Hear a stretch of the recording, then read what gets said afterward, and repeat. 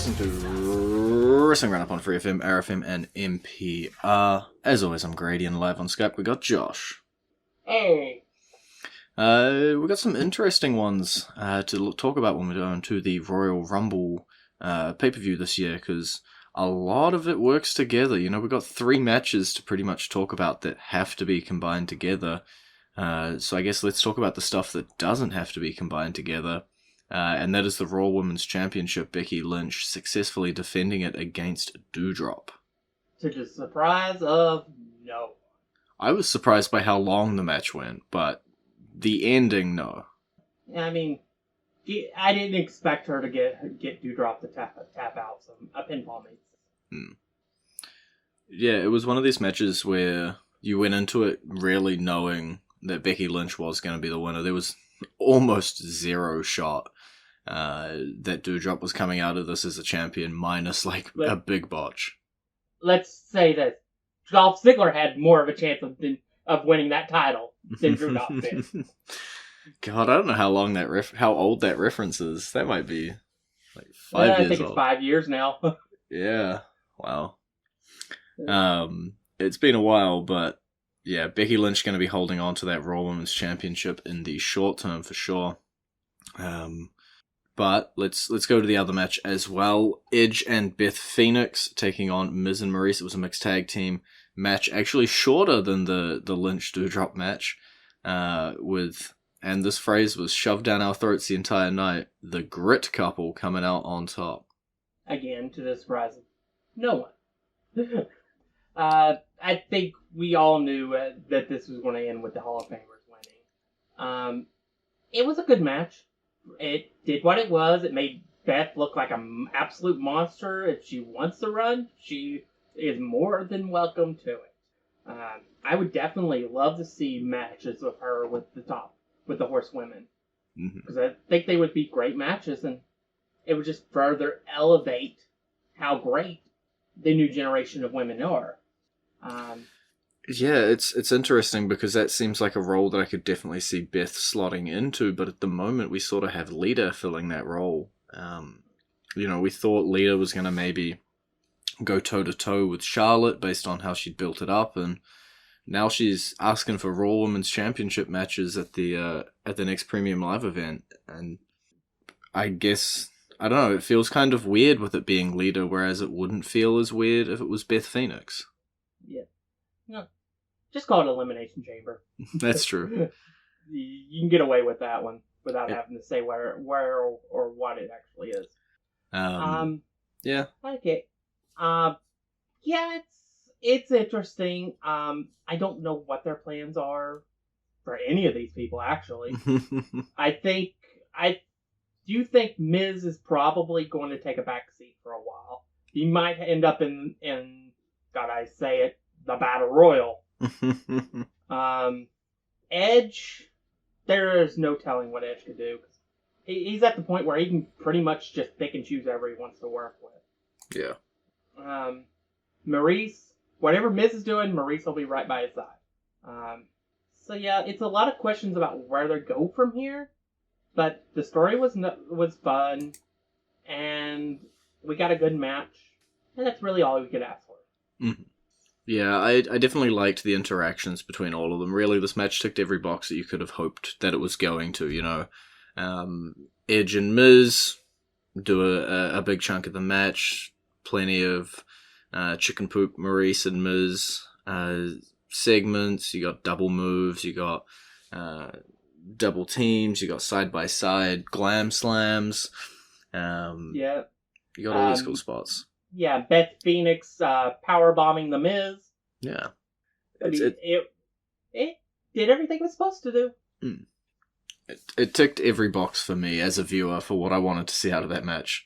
And as you say, going forward, I imagine Maurice is, as you say, going to take that role more of sticking by the Miz in whatever he ends up doing down the card. I would be surprised to see who Edge's next opponent is. I don't think anything's been too well laid out just yet of where he is going to be heading. So there's a big old mystery to everybody. let's move into the Women's Royal Rumble match. I know we're pretty early in the show, but while I've still got my voice with me, I will run down the competitors as I do every year from number 1 through to number 30, and then we will come back and start discussing certain entrants, the winners, etc., etc.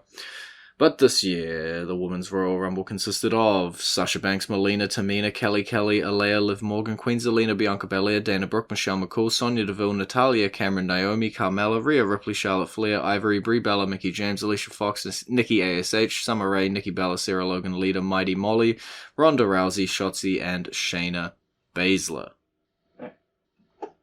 Where to begin? I think nobody, not even the dirt sheet, saw Melina coming. And unfortunately, not lasting a huge amount of time. I don't know if that was exactly as planned, but I think Melina lasted like under a minute. Yeah. The Wikipedia says 53 seconds. Yeah, she was eliminated before even the third person came out. And time has not done her well.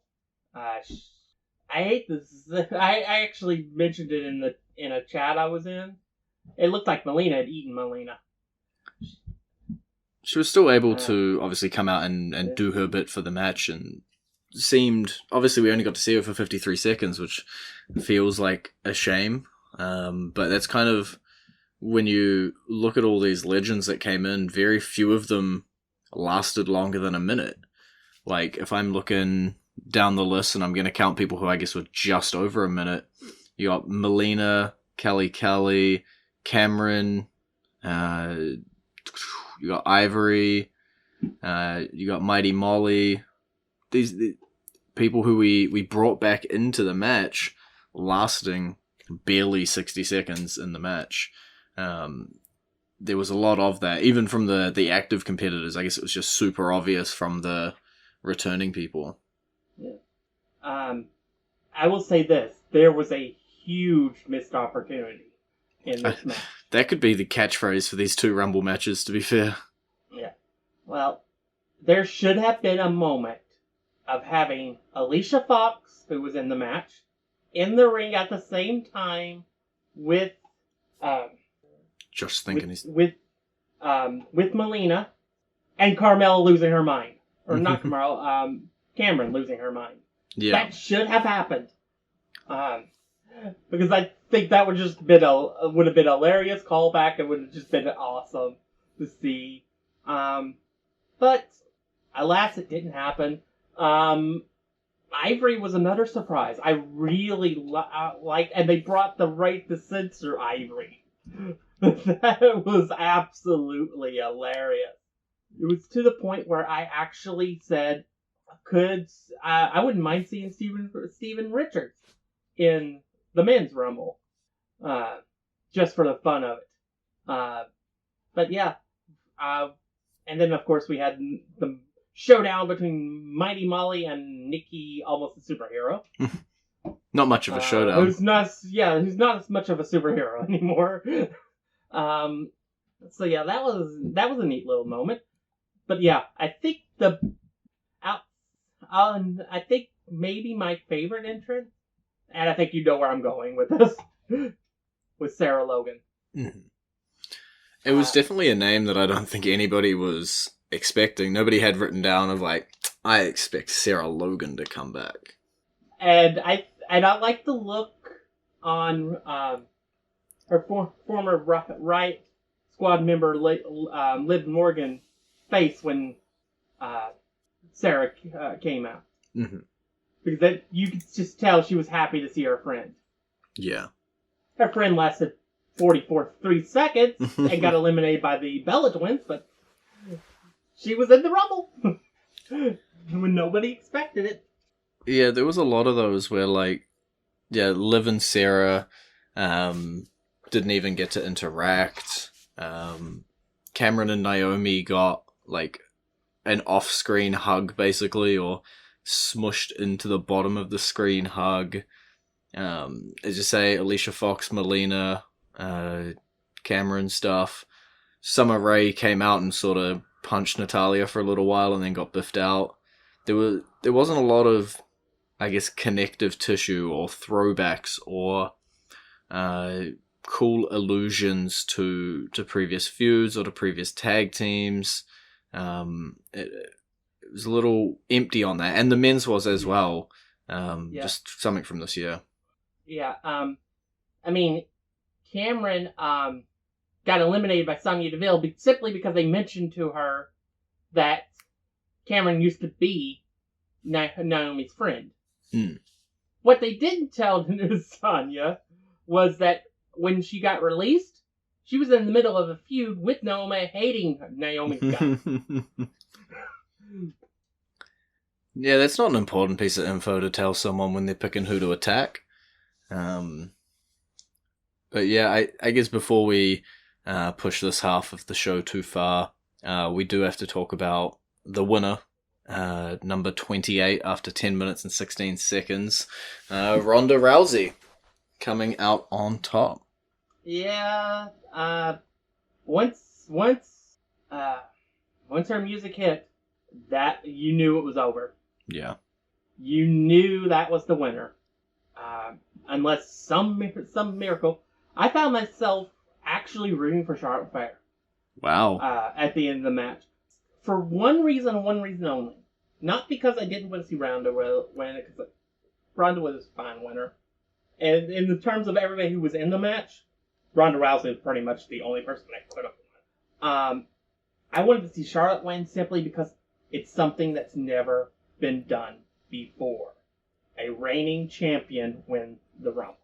Yeah, it does open up a lot of questions around, like, I think Charlotte was saying that she was going to pick her challenger. So, yeah, it would have been an interesting turn of events. Instead, it does look like our WrestleMania main event will be Ronda Rousey versus Charlotte. We don't quite know which way she's going to go just yet, but I got a feeling that might be her pick. Definitely possible. I loved when Ronda came out. Charlotte had this OS me. Look on her face like, I want to get out of this ring and I want to get away from here as fast as I can. Yeah. I guess another missed opportunity is I would have loved to have Ronda interact, I guess, a little bit more with Shayna Baszler coming in later. They had like maybe 10 seconds of cool moment, and then it just sort of got shut down. Obviously, that's not the direction they're going with Ronda Rousey, so they wouldn't invest too much time into it. Just would have been cool to see a little bit more. But imagine if they had Shayna Baszler built up to the point where she could legitimately have a match with Ronda Rousey. I would be very happy if that was the case. But unfortunately, it looks like we are about halfway through the show. I did not pre-ask what song to play, so now I'm going to put you on the spot. Josh, what song are we going to play this week on the show? Ronda Rousey. Nice, easy pick, and that is planned for you right about now.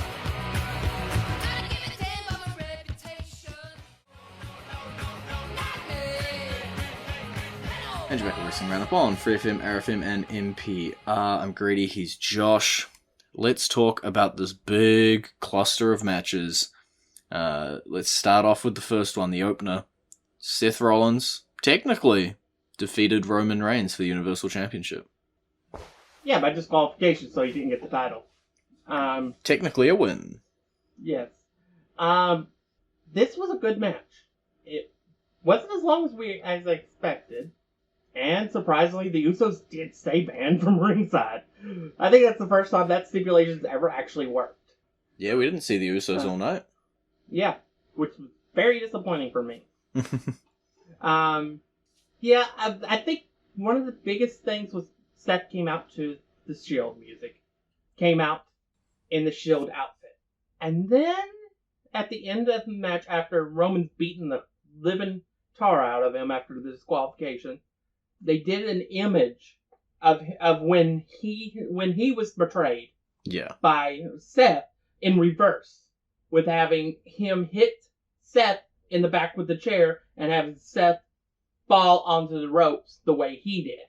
I think that was just like a chef's kiss, because that was just perfect. Yeah.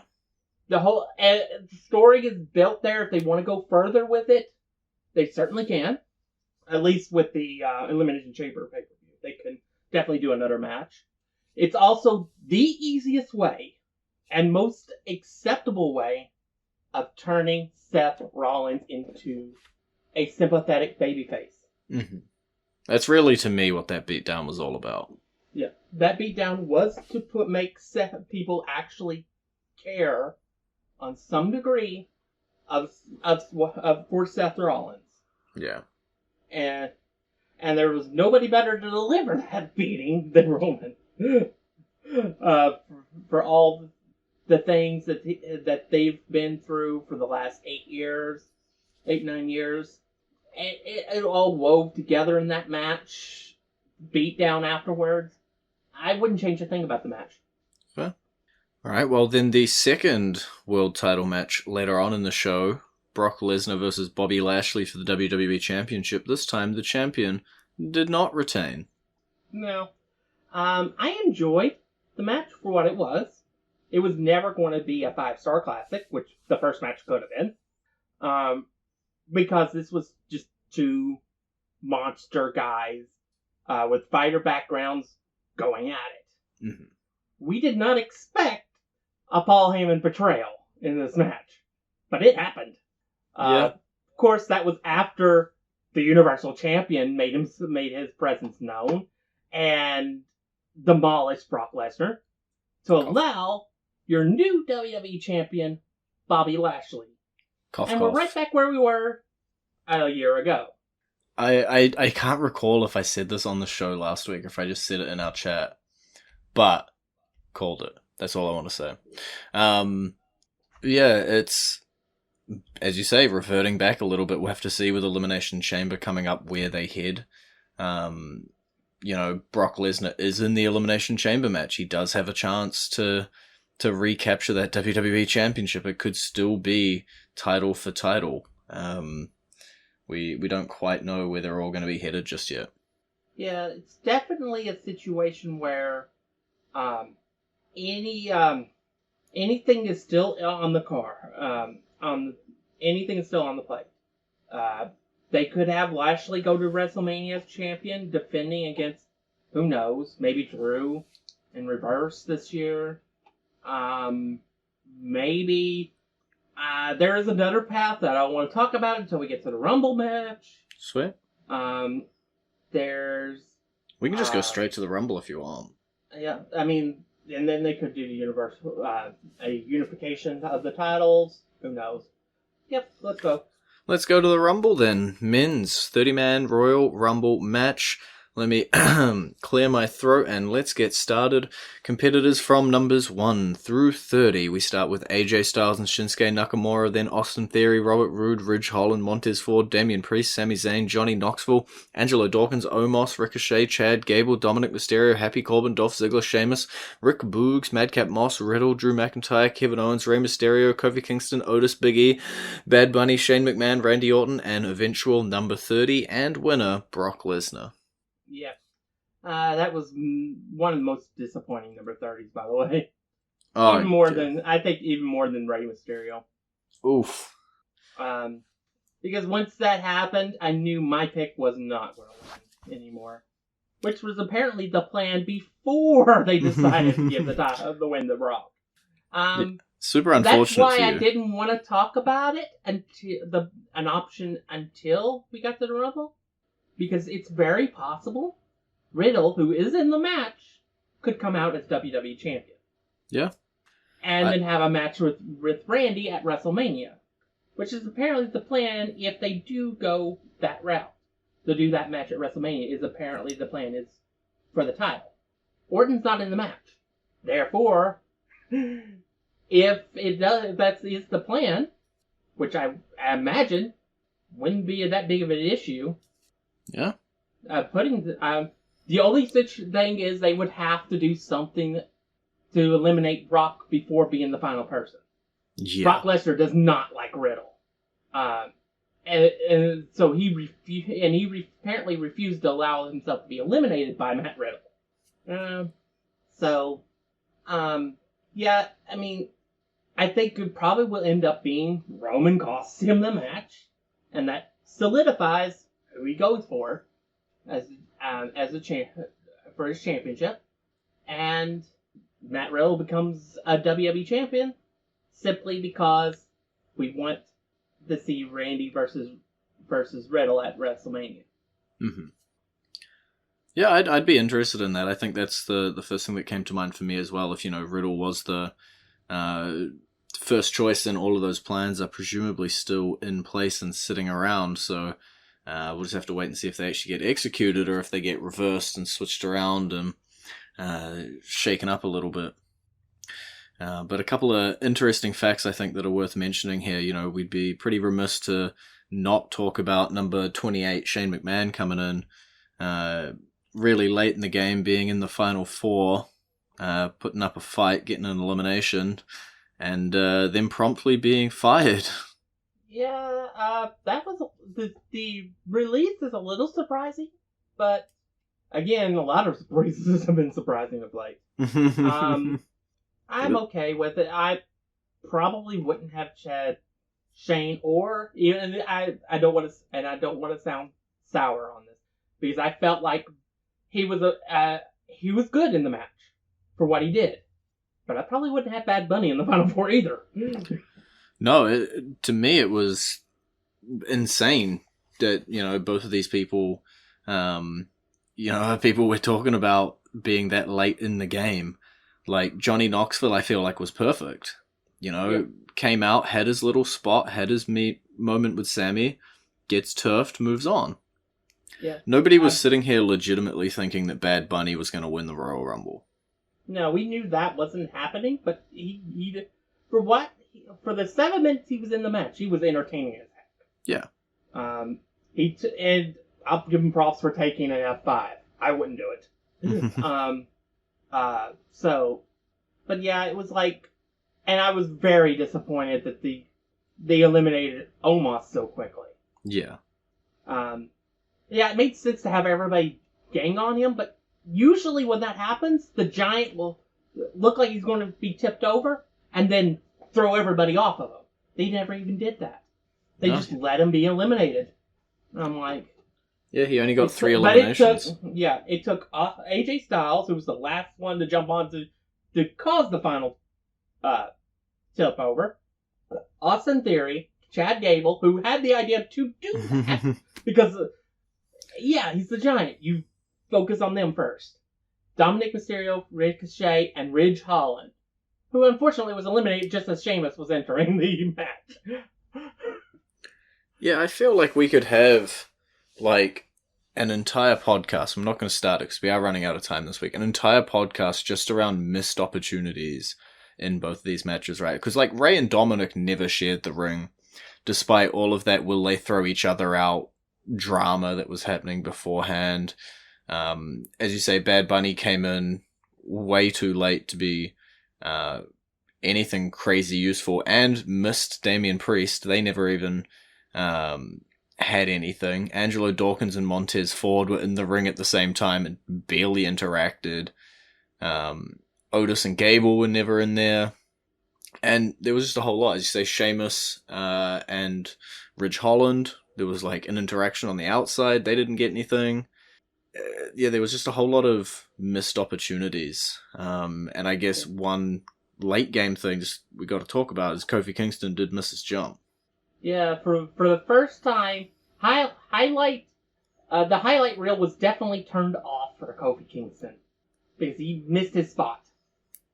And I guess along those lines of the New Day, as well, just R.I.P. Big E's main event push. You're back into the tag team division on SmackDown and laughing along and doing your thing. It seems if Brock Lesnar beats you and you're a New Day member, you just forget the last year and default back.